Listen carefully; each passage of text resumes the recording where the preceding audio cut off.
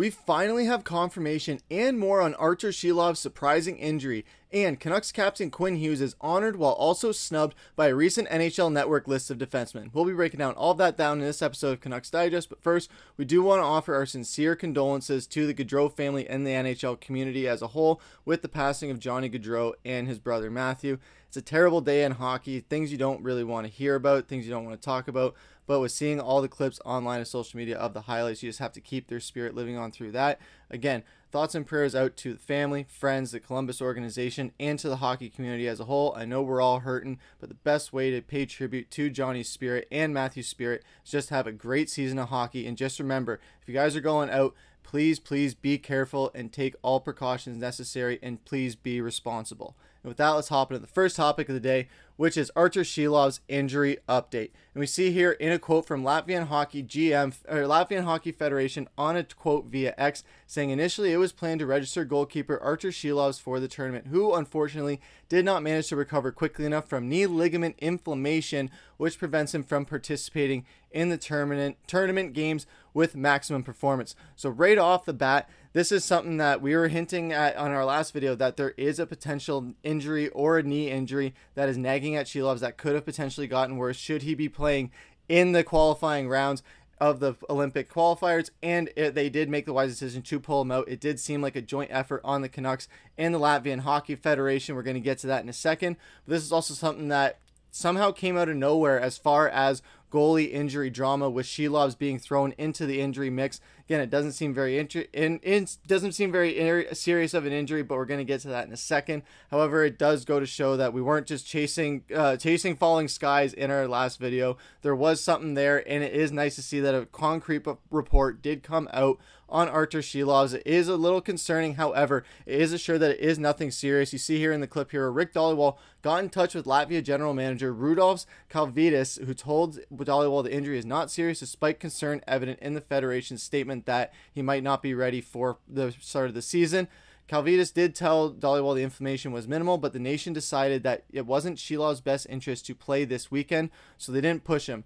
According to Kalvītis, Shilovs should be ready for Canucks training camp, which opens in Penticton on September 19th. You see here in a bit of their conversation, it was determined he is not 100% healthy due to a little bit of inflammation in his knee. We were concerned but didn't want to push him. He should be fine for the Canucks camp. That bodes well for us. Love to hear that. The kid is a workhorse. The inflammation was from overuse, overtraining, working hard all summer. He needs rest. We are also thinking of the Canucks. It's his first year of a new deal. Artur will stay with the team. He's a great kid. This was a big blow for us. Last second decision. So hearing that he is going to be staying with the team is nice, as far as seeing that Shilovs does have a legitimate shot of making this team, and likely has made the team, just not for the qualifiers. They definitely will be on the Olympic roster if Team Latvia is showing this care, keeping him with the team, just having him there in spirit with them on the bench, even if he's not going to be playing, just to make sure that, hey, this guy who's going to be leading us in the Olympics, if we make it there, he's going to be there every step of the way, despite the injury and despite training camp coming up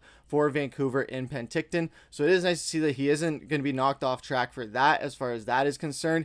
And I think too, what the interesting thing there is the overtraining and overuse. This is something that people have talked about being an issue with Thatcher Demko. So if this is seeming to be an issue with Artur Shilovs, maybe he isn't in store for the bigger workload to take the load off of Demko, like we were planning and hoping that he would do. It seems like we now have two goalies who are in a state of being overworked and just overplayed and not being able to stay healthy as a result of it, especially when Shilovs was playing in that postseason, just playing his butt off, playing super hard, and then going into the summer and having to prep for this international stage. It was just too much too fast for him, especially when he's just jumping into the NHL this past season and going into his first regular season in the NHL fully. So it is going to be hard for him to adjust to that, as far as from a physical standpoint. He needs his body to get used to how the NHL plays, and as far as the offseason recovery process. So it is a smart move from Latvia, from Vancouver, to just pull him out. It could have been a greedy move by Latvia just to say, you know what, let him play, make sure he plays, but they wanted to ensure the safety of their player,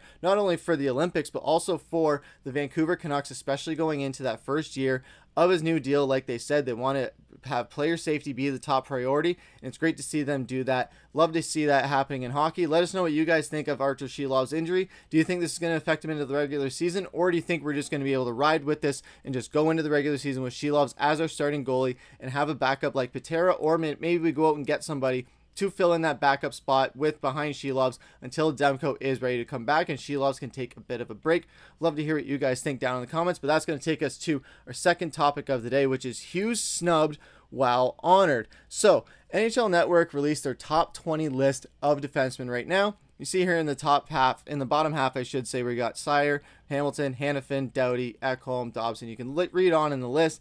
Then you see in the second part of the list, this is where things get interesting, where as you head towards the top, number 2, Quinn Hughes. Cale Makar, number 1. Cale Makar, he's a great defenseman. However, he didn't win the Norris Trophy. Quinn Hughes did.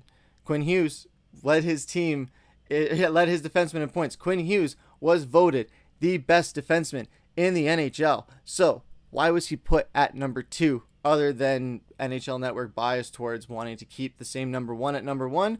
Or do they maybe just view the Colorado Avalanche as a better team than the Vancouver Canucks despite all that they went through this season and what the end result was?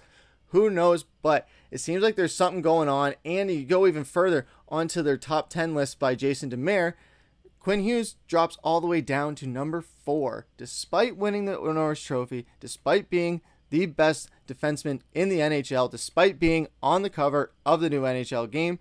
All this happens and he's not put at number 1. Why is that? Maybe the NHL is just against the Vancouver Canucks. It seems like that's the case when you look at any other rankings that they do or just any conversation that they have.